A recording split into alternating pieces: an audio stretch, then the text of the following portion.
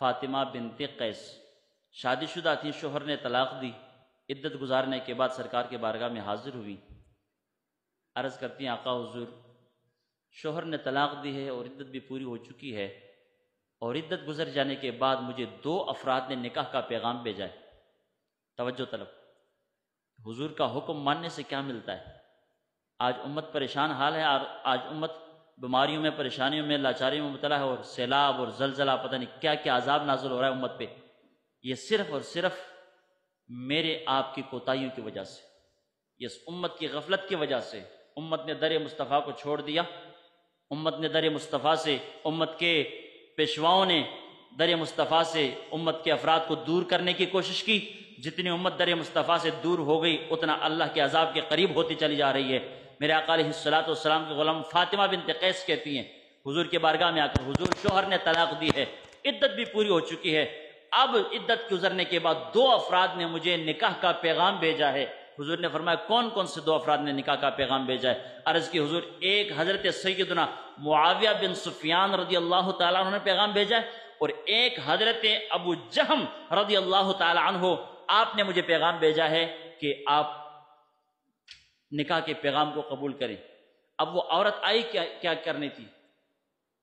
فاطمہ بنت قیس، وہ سرکار کے بارگاہ میں ان 2 افراد کا پیغام ملنے کے بعد حضور کے بارگاہ میں صرف حضور سے مشاورت کرنے کے لیے آئی تھی کہ حضور توڑا کی خیال ہے ان دوج کدے نال نکاح کرا۔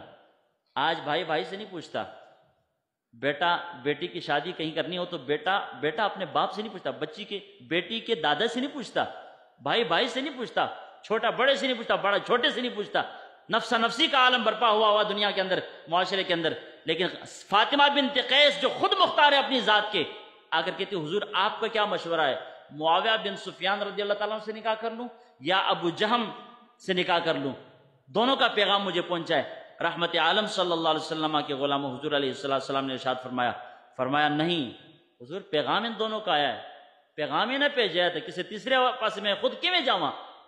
آقا علیہ السلام نے فرمایا اما معاویہ فرجل طرب لا مال لہ، انہاں دناں دے وچ امیر معاویہ رضی اللہ تعالیٰ عنہ دی حالت مالی بہت کمزور ہے، ان کے پاس مال دولت نہیں ہے، وہ بڑی تنگحالی کی زندگی بسر کرتے ہیں، لہذا آپ نے اس کے ساتھ شادی نہیں کرنی، تنگحالی کی حالت میں ان سے وہ آپ کے اخراجات پورا نہیں کر سکیں گے، آپ کے حقوق نہیں ادا کر سکیں گے، لہذا آپ نے ان سے نکاح نہیں کرنا، یہ سرکار نے منع کر دیا۔ اور دوسری بات فرمایا کہ وَأَمَّا ابو جہم، لیکن ابو جہم سے کیوں نہیں شادی کرنی؟ کہا کہ فَرَجُلٌ ضَرَّابٌ لِلنِّسَاء، ابو جہم دی طبیعت بڑی سخت ہے، زنانیاں نو ماردہ ہوں ہے، سرکار نے منع کر دیا۔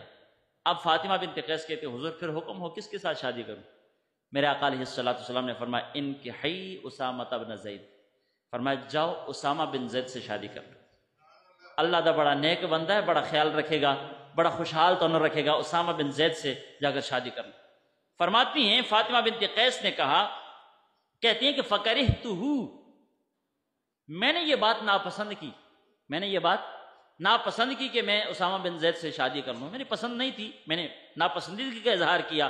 آقا علیہ السلام سمجھ گئے، حضور علیہ السلام نے فرمایا طاعت اللہ و طاعت رسولہ خیر لکی، میں کہہ رہا ہوں نا اسامہ بن زید سے شادی کر لو، اللہ کا حکم، اللہ کے رسول کا حکم ماننے میں تیرے لیے دنیا اور آخرت کی بھلائیاں ہیں۔ فاطمہ بنت قیس کہتے سرکار نے جب یہ دعائیہ کلمات میرے حق میں کہے اور مجھے نصیحت فرمائی، مجھے حکم فرمایا، فرماتے میں نے قبول کر لیا۔ پھر جا کر فرماتی ہیں قالت فتزوجتہ، میں نے حضرت اسامہ بن زید سے شادی کر لی، فجعل اللہ تعالی خیرا کثیرا فاغتبطت، پھر حالات وہ بھی فاطمہ بنت قیس نے دیکھے، حضور کی اطاعت کی بدولت، حضور کے حکم ماننے کی بدولت اتنی برکت تھی، اتنا فائدہ تھا۔ فرماتی ہیں میں نے جا کر اسامہ بن زید سے شادی کر لی حضور کے کہنے پر، پھر میں نے کیا دیکھا؟ فرماتے ہیں فجعل اللہ تعالی خیرا کثیرا، اللہ نے میری چولی اتنی خیر پائی، اتنی خیر پائی، اتنی برکت عطا کی تھی، اتنی برکت عطا کی تھی کہ فاغتبطت، معاشرے کی ساری عورتیں اور سارے مرد اس دور کے تمام افراد اس وقت کے، فرماتی ہیں فاطمہ بنت قیس کے میرے حالات کو دیکھ کر رشک کرتے تھے اور میری زندگی پر حسرت فرمایا کرتے تھے۔ یہ برکت تھی اطاعت مصطفیٰ کی۔ من یطع الرسول فقد اطاع اللہ، جس نے رسول کا حکم مانا اس نے اللہ کا حکم مانا۔